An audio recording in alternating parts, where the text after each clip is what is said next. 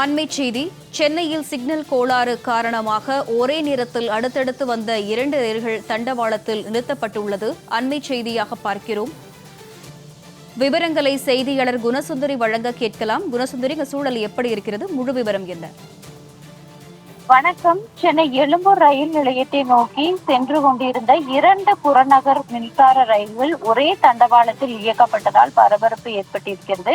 குறிப்பாக முன்னால் சென்ற ரயில் நிறுத்தப்பட்ட நிலையில் அதன் பின்னால் வந்த மற்றொரு புறநகர் ரயிலும் அதே தண்டவாளத்தில் நிறுத்தப்பட்டு இருக்கிறது. குறிப்பாக பின்னால் வந்த ரயிலை வேறு தண்டவாளத்திற்கு மாற்றுவதில் ஏற்பட்ட அந்த தொழில்நுட்ப சிக்னல் கோளாறு காரணமாக இந்த நிலை ஏற்பட்டதாக முதல்கட்ட தகவல் தெரிவிக்கின்றது. குறிப்பாக தற்பொழுது புறநகர் ரயில்களை பொறுத்த வரைக்கும் முக்கிய சேவைகளில், பயண சேவைகளில் ஒன்றாக, போக்குவரத்து சேவைகளில் ஒன்றாக பார்க்கப்பட்டு வருகிறது.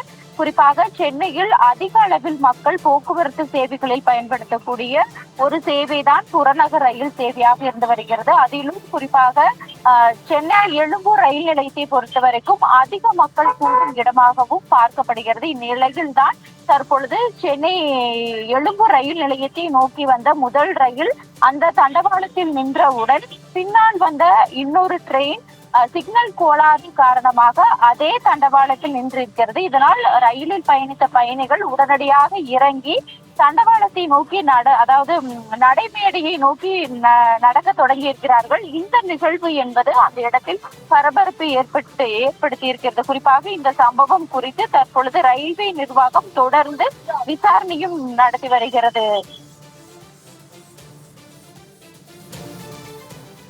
விவரங்களை வழங்கியமைக்கு நன்றி குணசுந்தரி.